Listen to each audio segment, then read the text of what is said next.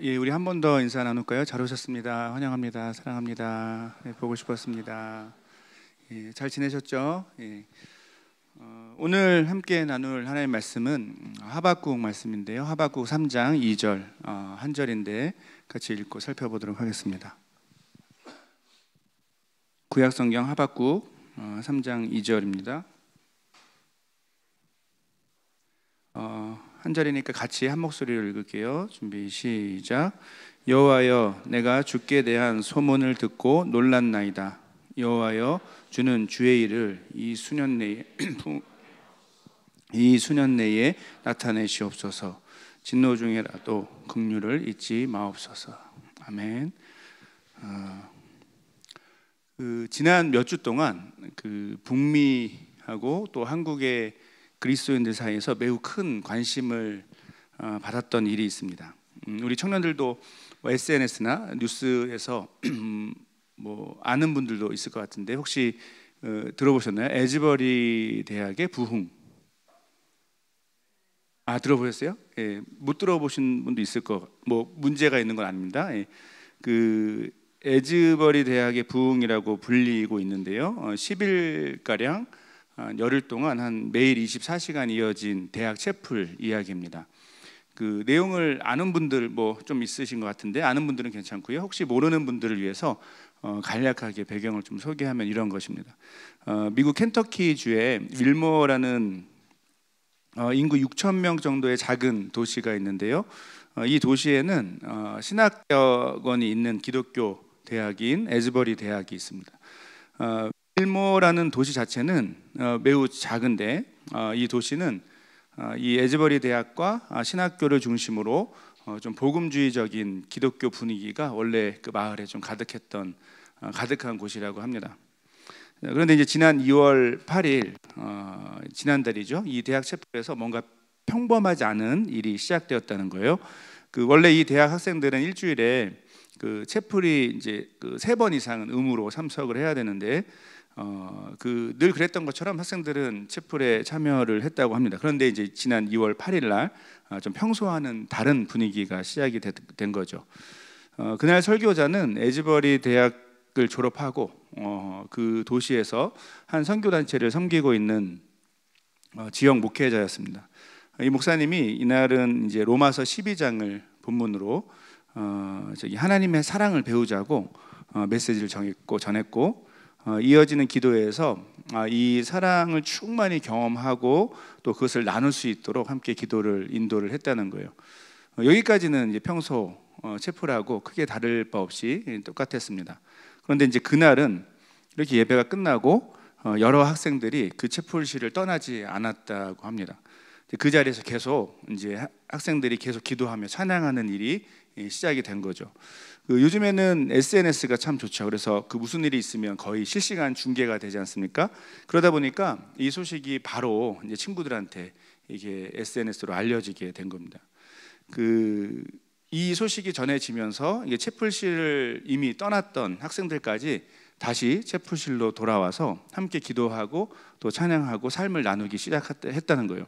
놀라운 것은 이런 좀 자연스럽고 자발적인 어떤 프로그램이 아닌 그 자발적인 학생들의 모임이 24시간 동안 계속 이어지고 또 이 소식을 들은 이 지역 사람들이 막 찾아오고 더 나아가서 미국의 다른 지역의 사람들까지 이 예배에 참여하려고 막 이렇게 모였다는 거예요. 이 작은 대학 도시의 채플실로 막 몰려든 겁니다.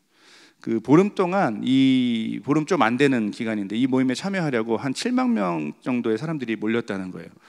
채플실이 굉장히 작아요. 여러분은 유튜브 찾아보면 금방 확인되시는데 우리 본당하고도 비교가 안 될 정도로 작은 곳입니다.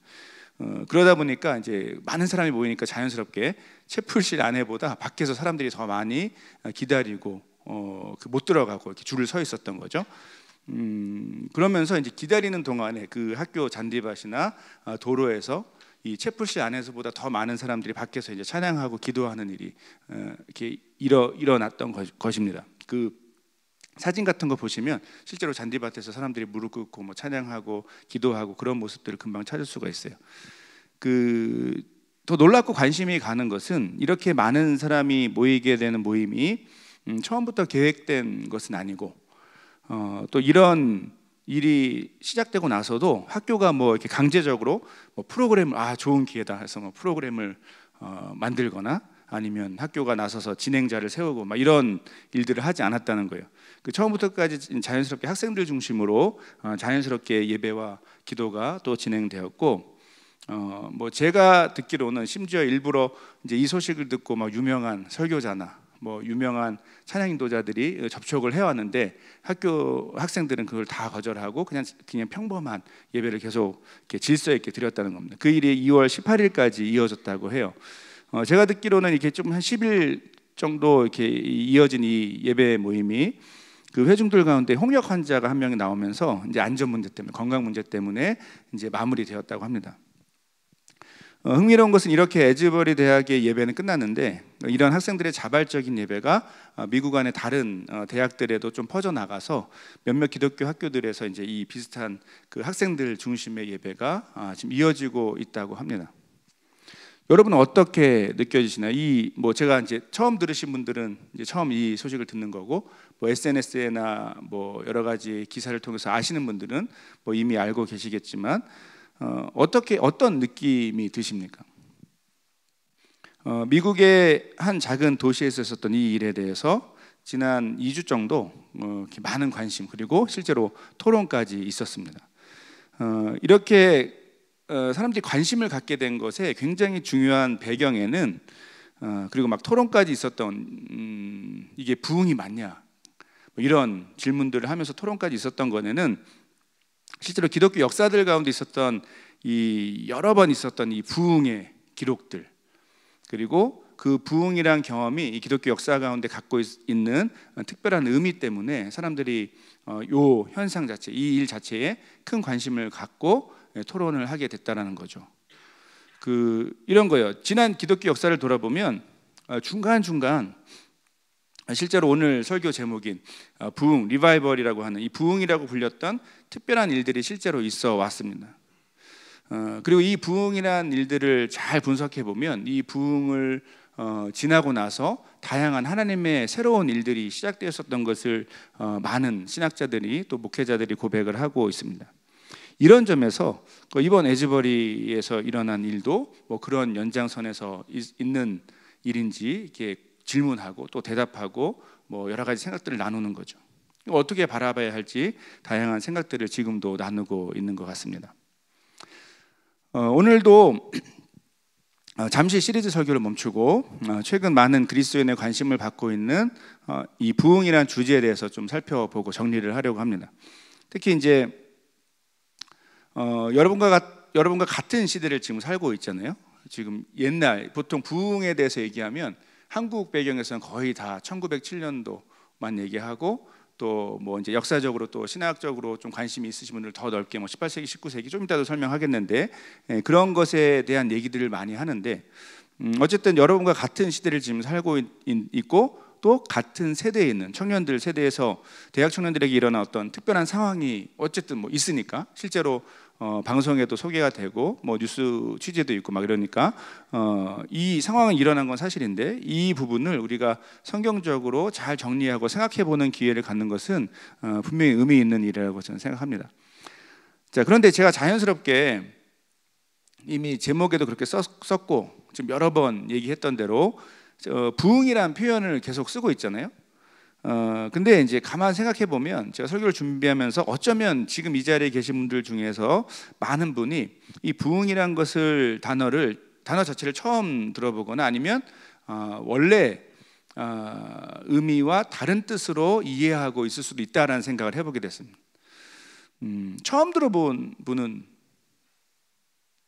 없으시죠? 있으신가요? 난 부흥이라는 단어를 처음 들어봤다. 예, 부흥. 예. 그럼 다 한 번 이상 들어보신 거네요. 예. 난 뭐 바이크 타는 사람들한테 붕붕 이것만 들어봤다 이렇게 느낄 수 있겠지만 어쨌든 예. 예. 예. 감사합니다. 예. 뭐 한 번 이상 다 들어보셨다면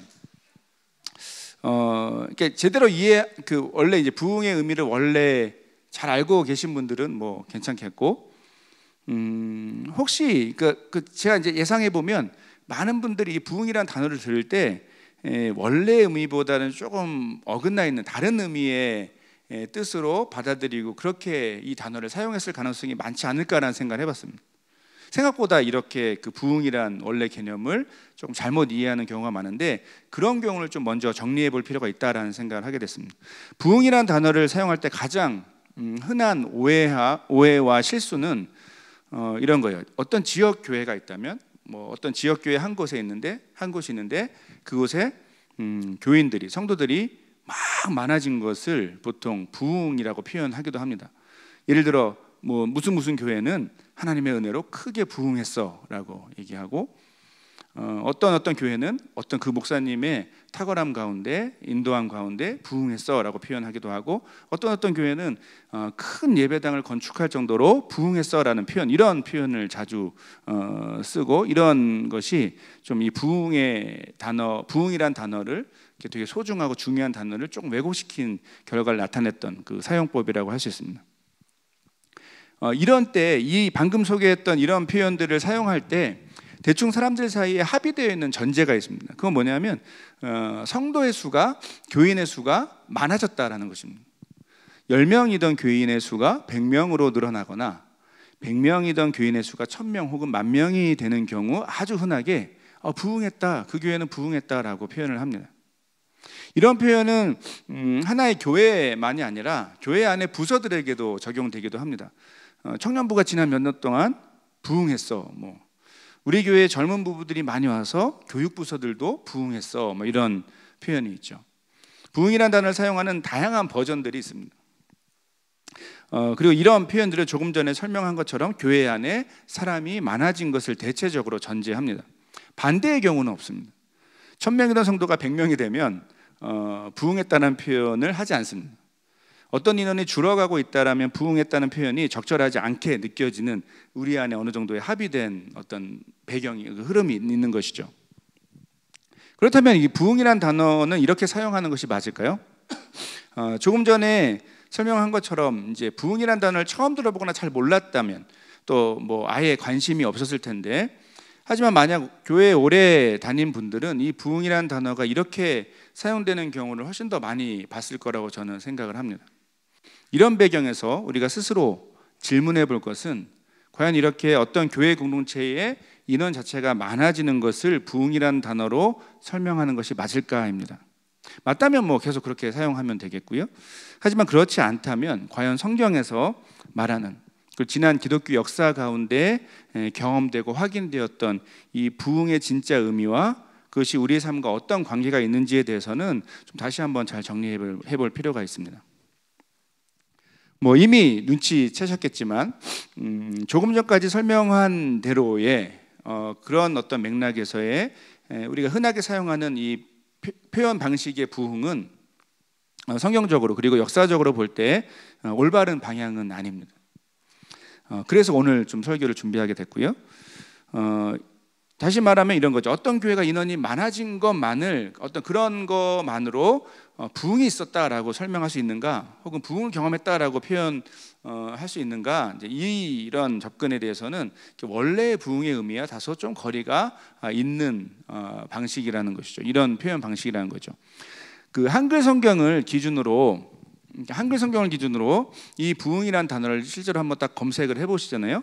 그럼 놀랍게도 성경에 부흥이 되게 많이 사용하는 단어니까 성경에도 되게 많을 것 같은데 놀랍게도 성경 전체에서 딱 한 번 나오는 곳이 오늘 우리가 읽은 본문입니다. 이 단어가 사용된 배경과 상황을 간단하게 설명하면 이렇습니다. 우리 하박국서에 나오는 내용인데요.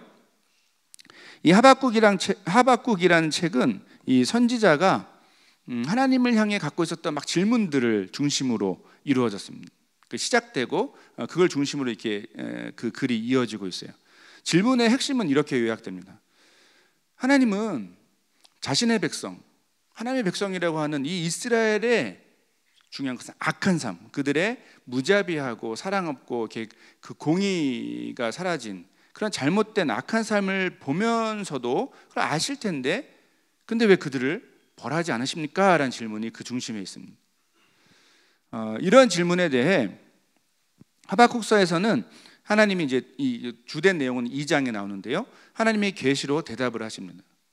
그 핵심적인 답은 이렇게 요약이 되는데요. 첫 번째, 하나님은 첫 번째 자신이 정한 때에, 두 번째 자신의 일을 뜻을 자신의 계획을 이루심으로써, 셋째 자신이 어떤 분인지를 분명하게 알려주실 것이고, 그렇게 되면 넷째 온 세상 가운데 그분의 영광이 가득하게 될 것이다 라고 답을 하십니다. 이게 이제 주된 그 하박국 2장의 내용입니다.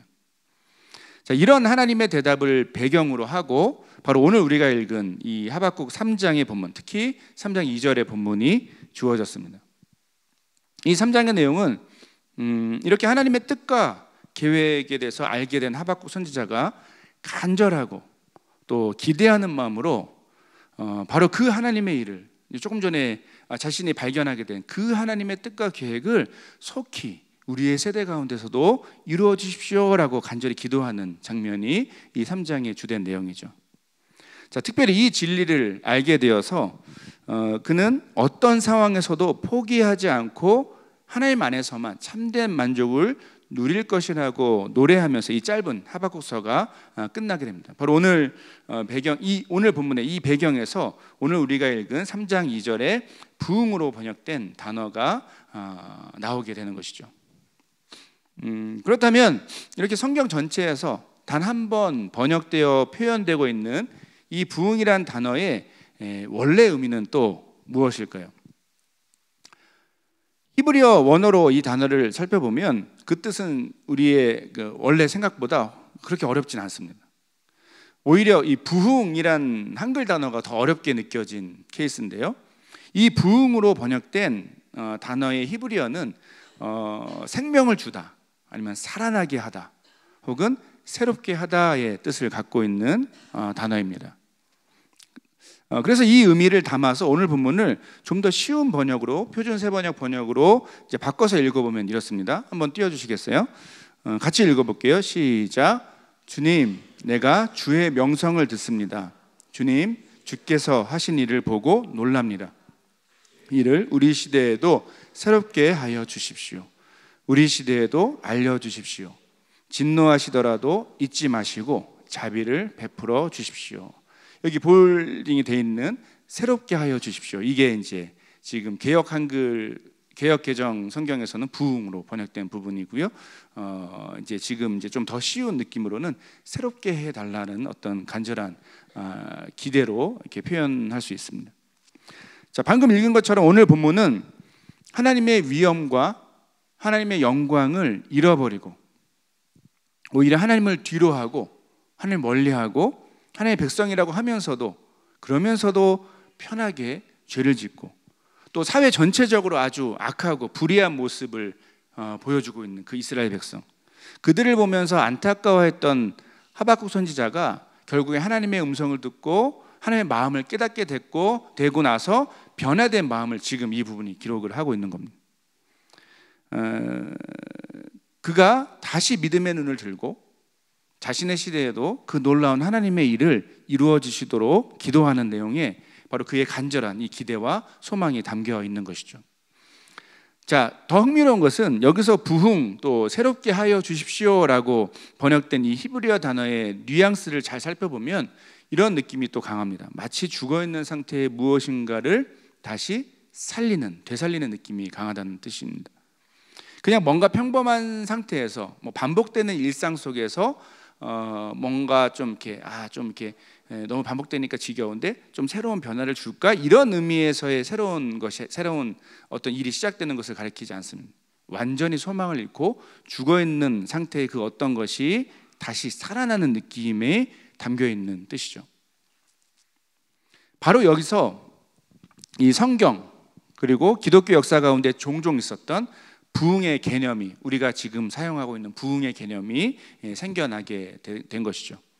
다시 말해 어떤 죽은 상태와 같이 생명력을 잃고 감각 없이 무너져 있던 하나님의 백성들이 때로는 자신들이 노력해서 막 애쓰고 합의하고 뭔가 준비해서 그렇게 만들어낸 프로그램 같은 것이 아닌, 자신들이 이렇게 준비한 이벤트가 아닌, 계획한 것이 아닌 하나님의 전적이고 하나님께서 주도하시고 사람이 거부할 수 없을 정도의 강력한 새롭게 하시는 은혜, 다시 살리시는 능력을 경험했던 때가 이 성경의 배경에서 그리고 기독교 역사 가운데 종종 띄엄띄엄 있었다라는 겁니다.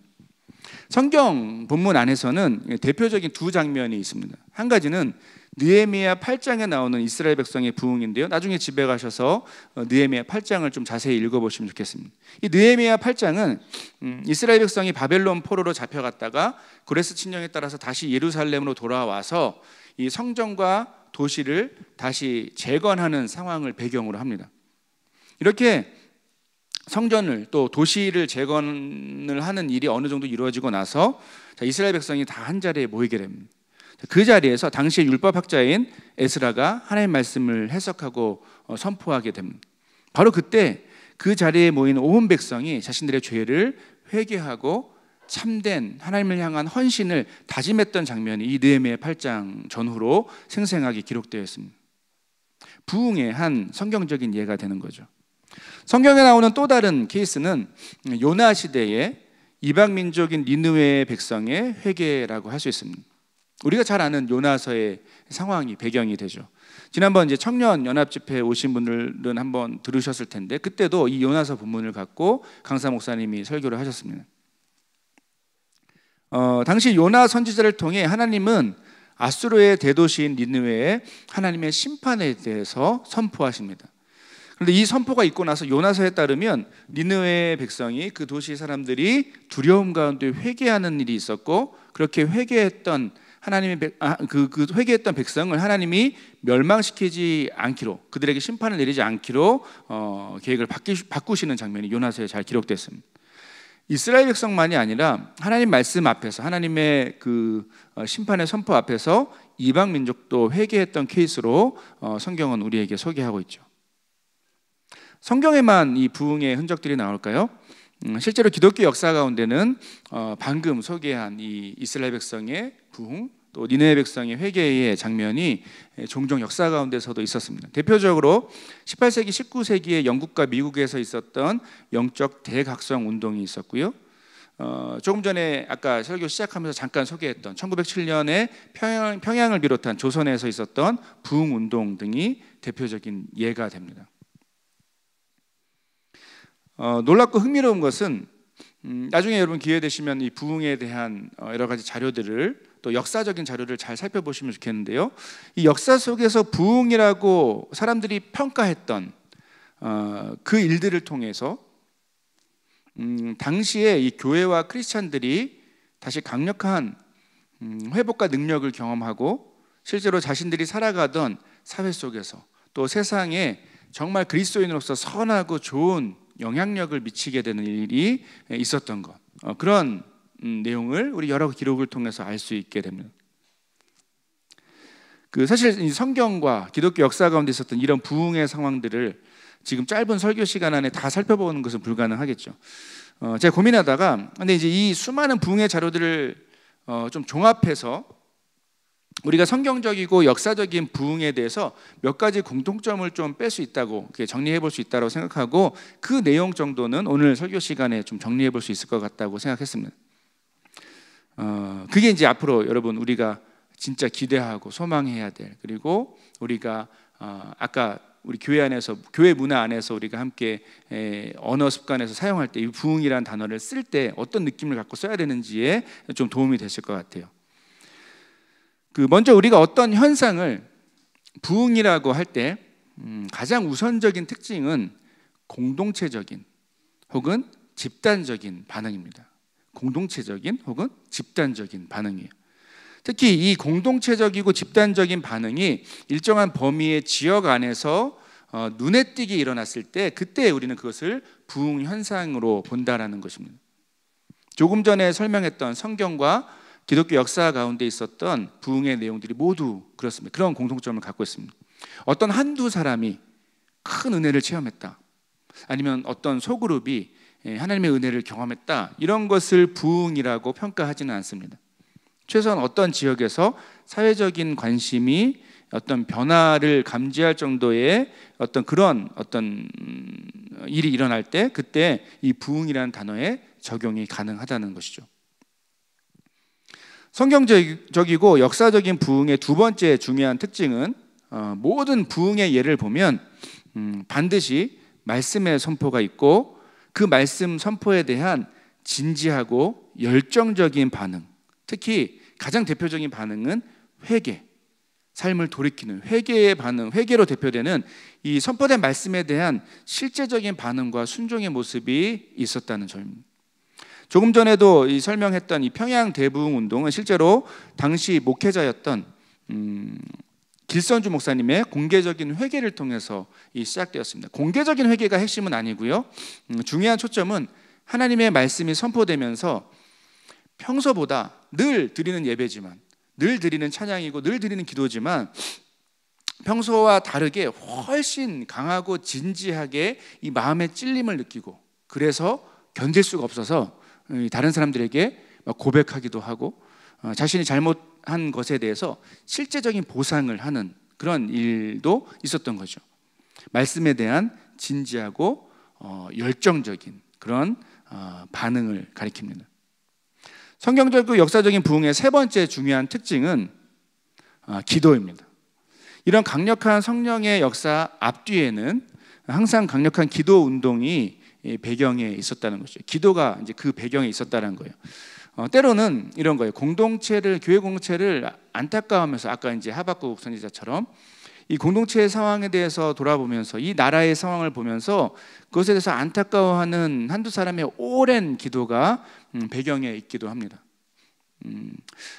그리고 이 강력한 말씀의 체험에 따라서 사람들이 반응하고 나서 이전에는 우리가 기도 좀 합시다, 기도회로 모입시다 막 이렇게 부르짖어도 책임감 있는 몇 명만 이제 자리를 지키는 그런 분위기였다면, 그런 차원의 모습이 아니고 의무감으로 기도하는 모임이 아니라 더 훨씬 더 깊고 중요한 것은 자발적인, 어떤 조직화되지 않은 자발적인 공동체적인 기도가 마치 불길처럼 일어났다는 거예요. 그러니까 실제로 이런 현상은 선교의 역사 속에서도 발견되는, 특히 청년 시대의 기도 운동으로 하나님의 놀라운 역사가 일어나는 것에 대한 기록들은 헤아릴 수 없이 많이 드릴 수 있습니다. 자, 그리고 오늘 정리할 마지막 네 번째 부흥의 중요한 특징은 삶의 실제적인 변화입니다.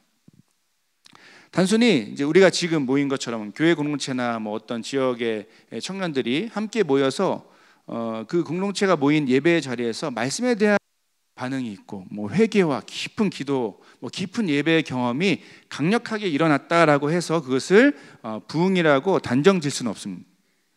참된 부흥의 결과는 그 부흥을 경험한 공동체와 사람들이 거룩하고 정결한 삶, 특별한 삶, 하나님 백성의 올바른 그런 삶에 대한 열망이 막 생기게 되고, 거기에 사로잡혀서 실제로 자신의 매일매일의 삶 속에서 정말 탁월하고 특별한 획기적인 삶의 변화를 항상 보여줬다는 거예요.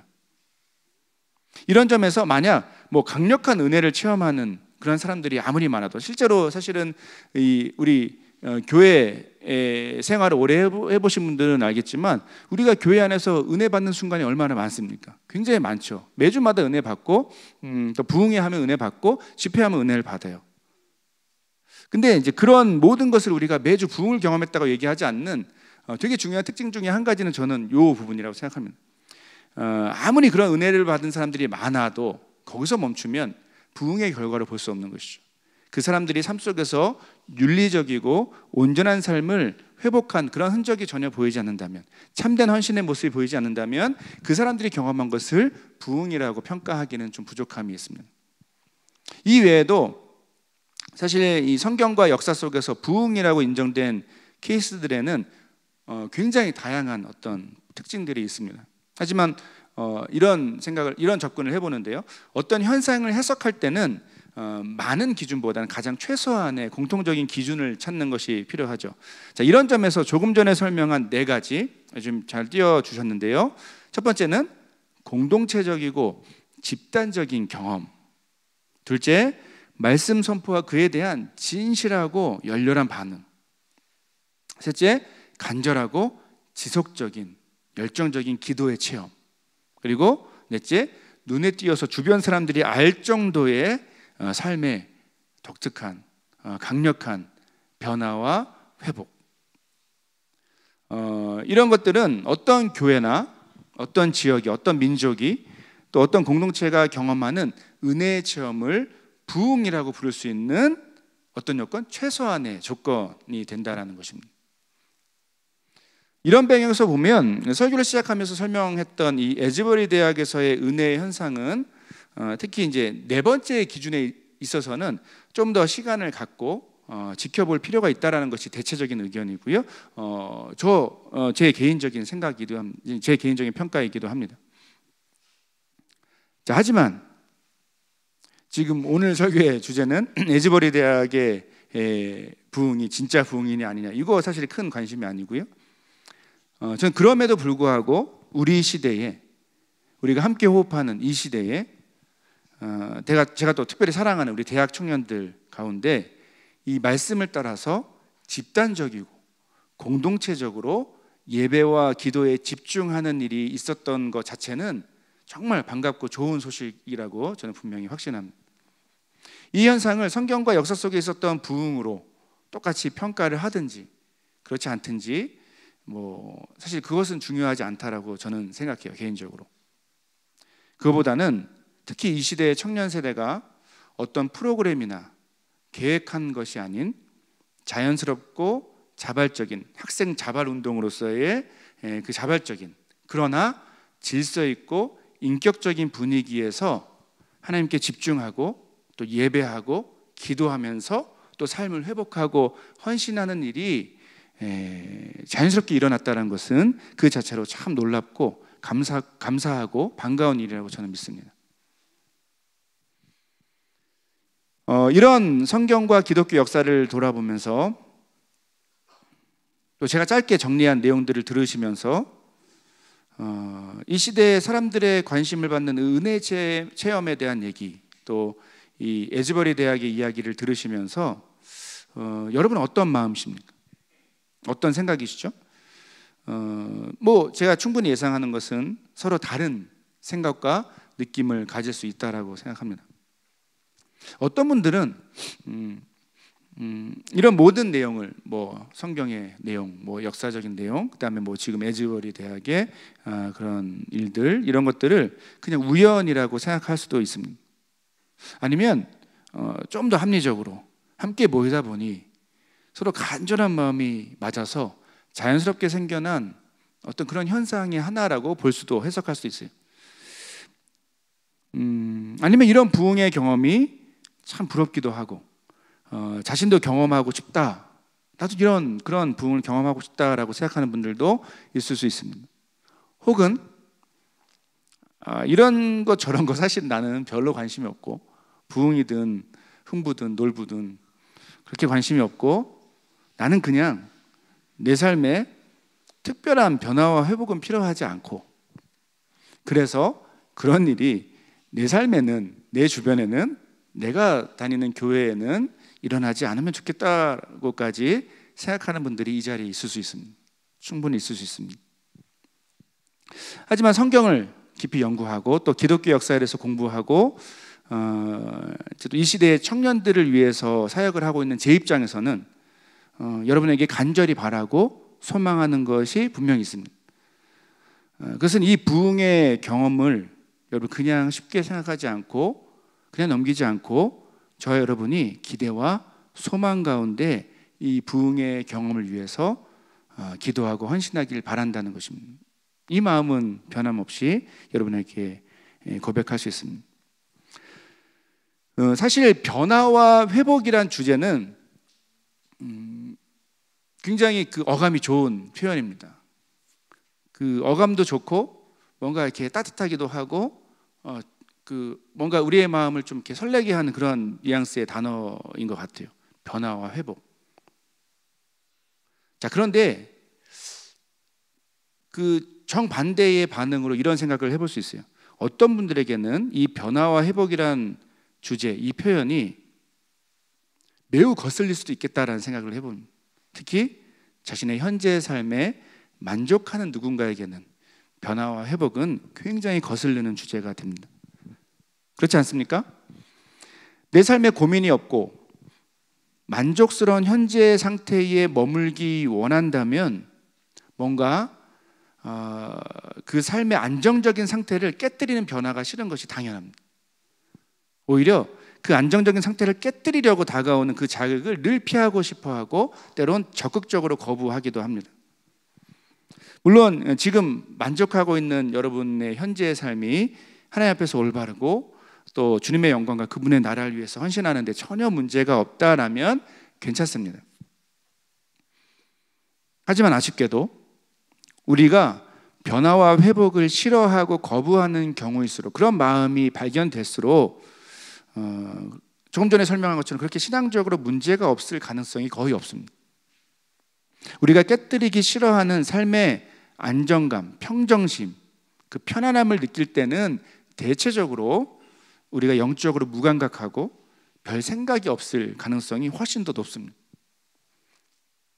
세상의 가치관과 삶의 방식에 만족하고 그것을 적당히 누리면서 또 동시에 내 신앙적인 안정감을 주는, 내 종교적인 편안함을 주는, 따뜻함을 주는 하나님의 임재를 약간 멀지만 그래도 어느 정도 느끼게 하는 이 교회 생활의 여러 가지 일들, 예배와 여러 가지 사역들과 거기에 집중하면서 딱 그 정도 선까지 우리가 그냥 살고 싶어 하는 것이죠.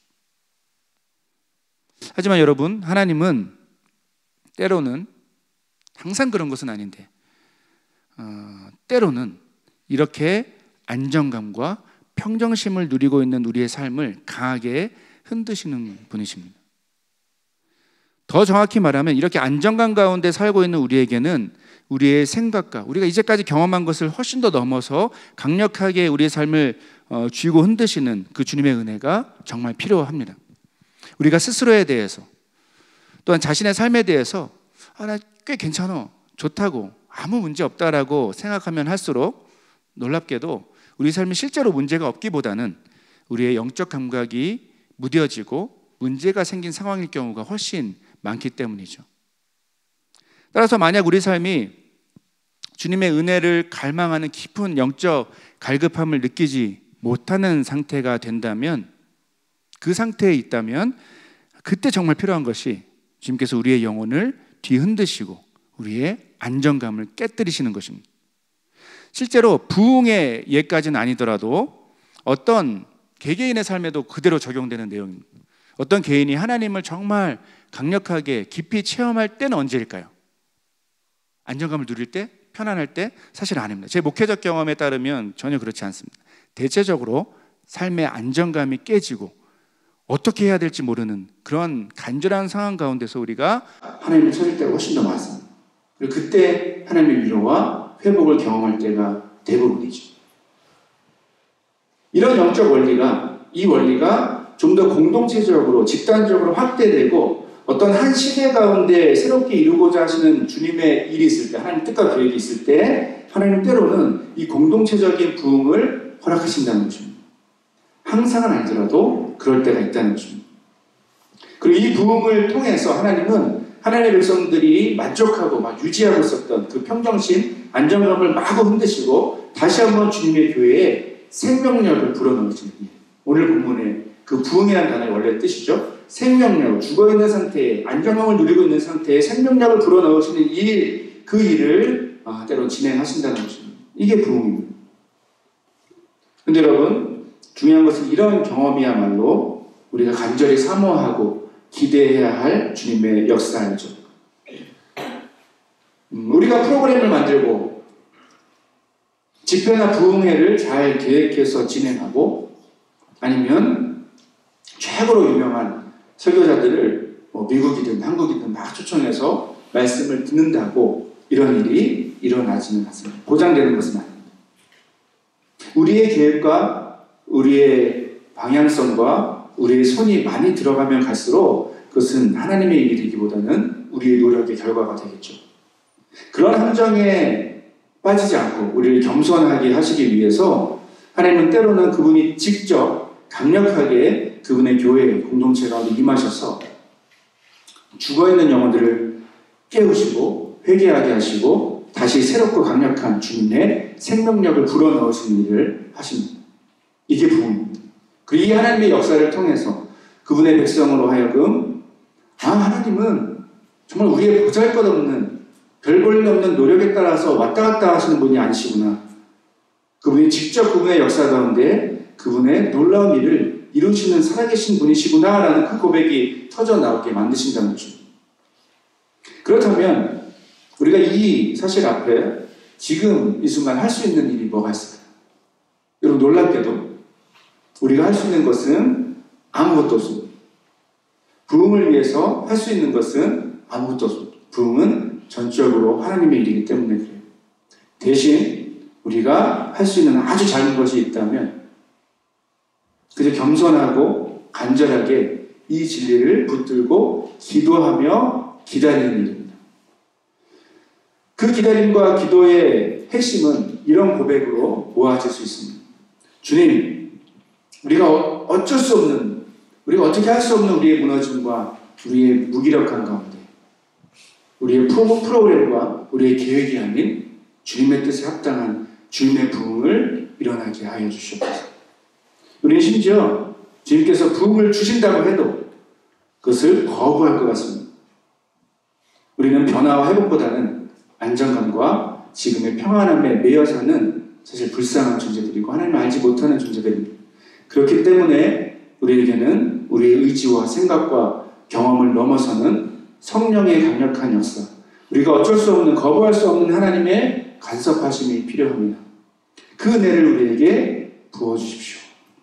이런 고백이 우리의 지금 이 순간에 할 수 있는 유일하지만 최고의 그런 반응의 믿음의 고백이 아닐까 싶습니다.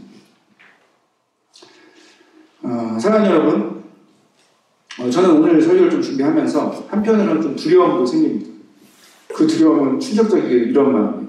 와, 이거 또 설교를 했는데 정말 설교 끝나고 우리 공동체가 부흥을 주시면 감당할 수 있을까? 이런 생각이었어요. 정말 하나님의 부흥이 우리 가운데 임하면 정말 우리가 그것을 감당할 수 있을까? 우리의 평정심이 깨지는 것을 용납할 수 있을까? 우리의 안정감이 무너지는 것을 받아들일 수 있을까? 그런 마음이 들기도 했습니다. 여러분 앞에서 설교하는 저 역시 변화와 회복보다는 지금 현재의 안정감과 평안함을 누리고 싶어하는 가련한 존재이기 때문에 그렇습니다. 하지만 주님께서 저와 여러분에게 참된 믿음을 주시면 이야기는 달라집니다. 그 믿음을 따라서 오늘 본문에서 하박국 선지자의 고백을 나의 고백, 우리 공동체의 고백으로 삼기를 간절히 원합니다. 여호와여, 내가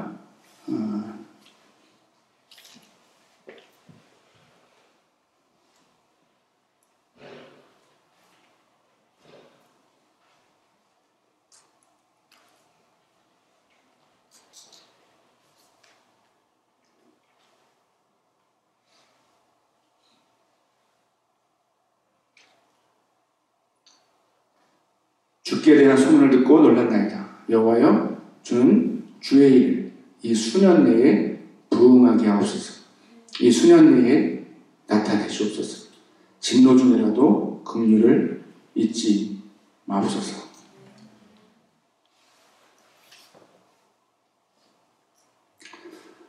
사랑하는 여러분, 우리가 믿는 하나님은 이 세상을 만들고 저 멀리서 우리를 그냥 관찰하시는 분이 아니십니다. 하나님 살아계셔서 지금도 생동감 있고 탁월하게 일하시는 분이십니다. 그분이 크고 광대하시고 탁월하신 손길로 온 세상 그리고 저와 여러분을 다스리기 때문에 우리는 그 하나님을 믿고 우리의 의지와 우리의 가치관과 우리의 느낌과 상관없이 부흥을 위해서 때로는 담대하게 두려움 없이 기도할 수 있습니다. 이 부흥을 위해서 우리 각자의 자리에서 기도하기를 소원합니다. 이 부흥을 기대하며 우리 교회 공동체 안에서 서로의 기대감을 나누는 일들이 시작되었으면 좋겠습니다. 그러다가 혹시 우리 공동체 안에 말씀에 대한 사모함과 갈급함, 기도의 열정을 회복하고자 하는 마음이 모아진다면 그때 또 가능한 사람들끼리 함께 모여서 말씀과 기도 가운데 나아가기를 부탁드립니다. 하나님이 부흥의 조건으로 항상 공동체를 배경으로 일하신 것에는 바로 우리 한 사람 한 사람은 각자의 연약함이 너무 강력하기 때문이죠. 그런 연약함, 바로 우리 안에 있는 그 변화와 회복보다는 안정감을 붙들고자 하는 우리의 각자의 연약함을 하나님께서 아시기 때문에 하나님은 이 마음을 공동체적으로 나누게 하시고 그렇게 서로를 격려하면서 주님 앞에 세우신 거라고 저는 확신합니다. 이 놀라운 영적 진리를 마음에 새기고 다시 한번 공동체와 함께 부흥을 기대하며 말씀과 기도의 자리로 나아가는 우리가 되었으면 좋겠습니다. 말씀을 맺겠습니다. 사랑하는 여러분, 하나님은 살아계시고 우리 가운데 반드시 일하고 계십니다. 그 하나님을 새롭게 바라보고 기대하면서 우리의 영혼을 새롭게 살리시고 강하게 하시고 그 새롭게 하시는 그 부흥을 위해서 믿음으로 기도하는 저와 여러분이 되길 간절히 바랍니다. 비록 우리의 시대에 이 자리에 우리의 삶의 자리에서 성경적이고 역사적인 그 부흥의 경험이 없을 수도 있겠지만 우리가 하나님의 거룩한 임재 앞에 사모하는 마음으로 함께 나아가는 그 일 자체가 그렇게 예배하고 기도하는 그 일 자체가 하나님 기뻐하시는 참된 변화와 회복의 길이라고 저는 확신합니다. 이 진리를 붙들고 다시 한번 새로운 기대와 소망, 참되고 온전한 믿음으로 주님 앞에 서는 우리 모두가 되길 간절히 소원합니다. 함께 찬양하고 기도하겠습니다.